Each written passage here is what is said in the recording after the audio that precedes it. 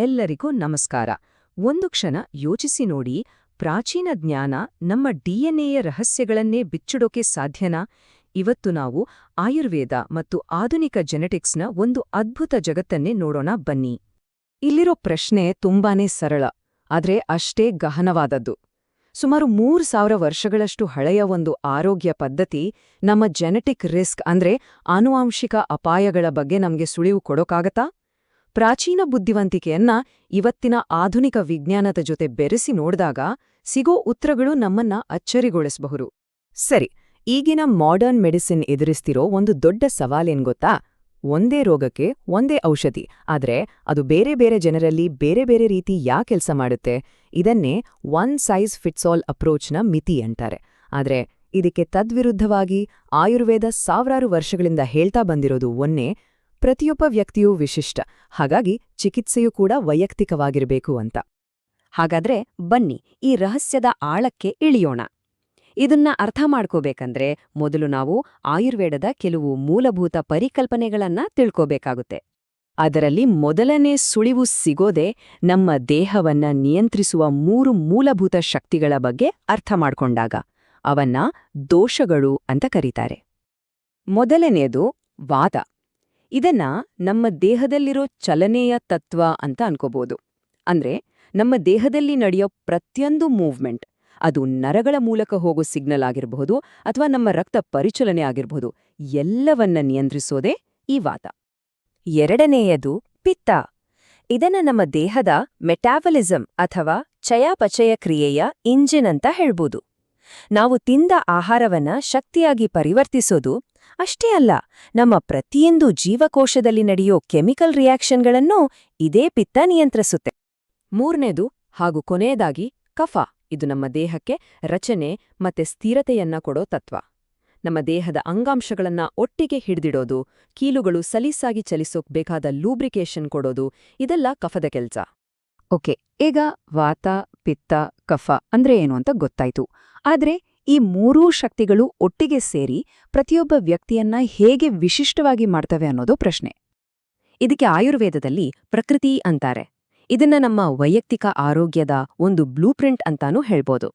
ನಾವು ಹುಟ್ಟಿದಾಗ ನಮ್ಮಲ್ಲಿ ವಾತ, ಪಿತ್ತ, ಕಫದ ಒಂದು ಯುನೀಕ್ ಕಾಂಬಿನೇಷನ್ ಇರುತ್ತೆ. ಅದೇ ನಮ್ಮ ಪ್ರಕೃತಿ. ಆಯುರ್ವೇದದಲ್ಲಿ ವೈಯಕ್ತಿಕ ಚಿಕಿತ್ಸೆ ನೀಡೋಕೆ ಇದೇ ಮೂಲಾಧಾರ. ಇಲ್ಲಿಂದಾನೇ ಕಥೆ ಒಂದು ರೋಚಕ ತಿರುವು ಪಡೆಯುತ್ತೆ. ವಿಜ್ಞಾನಿಗಳು ಈ ಪ್ರಾಚೀನ ಪ್ರಕೃತಿ ಅನ್ನೋ ಕಾನ್ಸೆಪ್ಟ್ಗೆ ಮಾಡರ್ನ್ ಜೆನೆಟಿಕ್ಸ್ನಲ್ಲಿ ಏನಾದ್ರೂ ವೈಜ್ಞಾನಿಕ ಆಧಾರ ಇದೆಯಾ ಅಂತ ಪ್ರಶ್ನೆ ಕೇಳಕ್ ಶುರು ಮಾಡಿದಾಗ ಒಂದು ಹೊಸ ಅಧ್ಯಾಯವೇ ತೆರೆದುಕೊಳ್ತು. ಈ ಹೊಸ ಕ್ಷೇತ್ರಕ್ಕೆ ಇಟ್ಟಿರೋ ಹೆಸರೇ ಆಯುರ್ಜೆನೋಮಿಕ್ಸ್. ಇದು ಪ್ರಾಚೀನ ಆಯುರ್ವೇದದ ಜ್ಞಾನವನ್ನ ಇವತ್ತಿನ ಜೆನೆಟಿಕ್ ಸೈನ್ಸ್ ಜೊತೆ ಜೋಡಿಸೋ ಒಂದು ಸೇತುವೆ ಇದ್ಹಾಗೆ. ಇದು ಸುಮ್ನೆ ಥಿಯರಿ ಮಾತ್ರ ಅಲ್ಲ.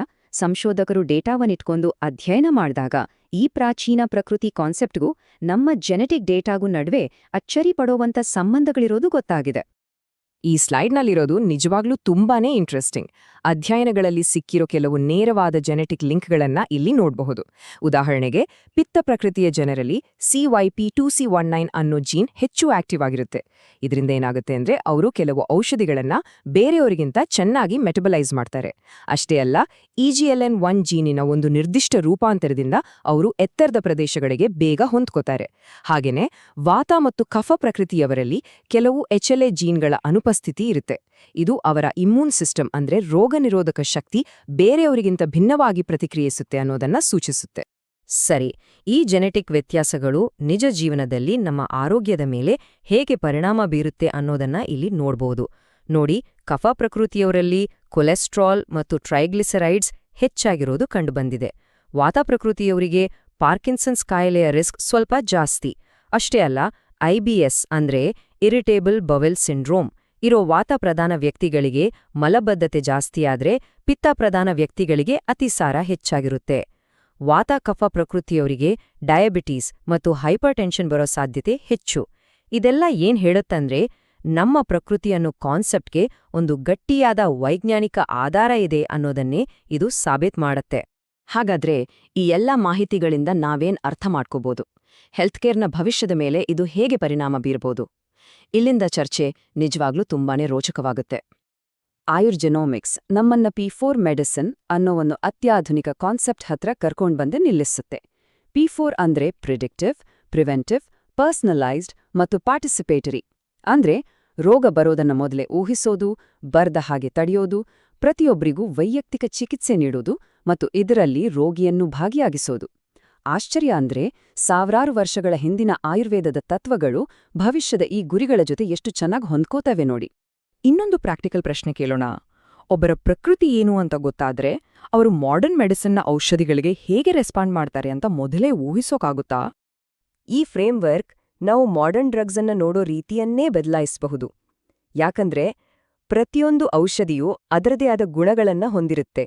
ಉದಾಹರಣೆಗೆ, ಕೆಲವು ಔಷಧಗಳು ಉಷ್ಣ ಅಂದ್ರೆ ಬಿಸಿಯಾದ ಗುಣ ಹೊಂದಿದ್ರೆ ಅವು ದೇಹವನ್ನ ಉತ್ತೇಜಿಸುತ್ತವೆ.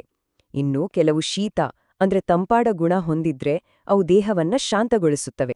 ಇದೇ ಕಾರಣಕ್ಕೆ ಔಷಧಿಗಳ ಸೈಡ್ ಎಫೆಕ್ಟ್ಸ್ ಒಬ್ರಿಂದೊಬ್ಬರಿಗೆ ಯಾಕೆ ಬೇರೆ ಬೇರೆ ರೀತಿ ಇರುತ್ತೆ ಅನ್ನೋದು ಅರ್ಥ ಆಗೋದು. ಇದು ಔಷಧಿಯ ಗುಣಕ್ಕೂ ವ್ಯಕ್ತಿಯ ಪ್ರಕೃತಿಗೂ ನಡೆಯೋ ಒಂದು ಇಂಟರಾಕ್ಷನ್. ಉದಾಹರಣೆಗೆ ನೋಡಿ, ಪಿತ್ತ ಪ್ರಕೃತಿಯವರು ಅಂದ್ರೆ ಬಿಸಿಯಾದ ದೇಹ ಪ್ರಕೃತಿ ಇರೋರು ಉಷ್ಣಗುಣದ ಆಂಟಿಬಯೋಟಿಕ್ ತಗೊಂಡಾಗ ಸ್ಕಿನ್ ರ್ಯಾಷಸ್ನಂತಹ ಸಮಸ್ಯೆಗಳು ಬರೋ ಸಾಧ್ಯತೆ ಜಾಸ್ತಿ. ಹಾಗೇನೆ ವಾತ ಪ್ರಕೃತಿಯವರು ಡ್ರೈ ಗುಣದ ಡ್ರಗ್ಸ್ ತಗೊಂಡಾಗ ಡಿಹೈಡ್ರೇಷನ್ ಜಾಸ್ತಿ ಆಗ್ಬಹುದು. ಅಂದ್ರೆ ಈ ಪರ್ಸನಲೈಸ್ಡ್ ಮೆಡಿಸಿನ್ ಅನ್ನೋ ಐಡಿಯಾ ಏನು ಹೊಸದಲ್ಲ. ಇದು ಸಾವಿರಾರು ವರ್ಷಗಳಷ್ಟು ಹಳೇದು. ಸುಮಾರು 4000 ವರ್ಷಗಳ ಹಿಂದೆಯೇ ಚರಕರು ಹೇಳಿದ ಮಾತಿದು. ಪ್ರತಿಯೊಬ್ಬ ರೋಗಿಯೂ ವಿಶಿಷ್ಟ, ಹಾಗಾಗಿ ಅವರ ಚಿಕಿತ್ಸೆಯೂ ವಿಶಿಷ್ಟವಾಗಿರ್ಬೇಕು. ಈ ಮಾತು ಇವತ್ತಿಗೂ ಎಷ್ಟು ಸತ್ಯ ಅಲ್ವ? ಹಾಗಾದ್ರೆ ಈ ಎಲ್ಲದರ ಕೊನೆಯಲ್ಲಿ ನಮಗೆ ಉಳಿಯೋ ಪ್ರಶ್ನೆಯೇನು? ನಮ್ಮ ಇವತ್ತಿನ ಆಧುನಿಕ ವಿಜ್ಞಾನ ಅದರ ಎಲ್ಲಾ ಟೆಕ್ನಾಲಜಿಯೊಂದಿಗೆ ಸಾವಿರಾರು ವರ್ಷಗಳ ಹಿಂದಿನ ಜ್ಞಾನವನ್ನೇ ಮತ್ತೆ ಹೊಸದಾಗಿ ಕಂಡುಹಿಡಿತಿದ್ಯಾ? ಬಹುಶಃ ಮೆಡಿಸಿನ್ನ ಭವಿಷ್ಯ ಅನ್ನೋದು ನಮ್ಮ ಭೂತಕಾಲಕ್ಕೆ ಕಟ್ಟೋ ಒಂದು ಸೇತುವೆಯಾಗಿರಬಹುದೇನೋ. ಯೋಚಿಸಬೇಕಾದ ವಿಷಯ.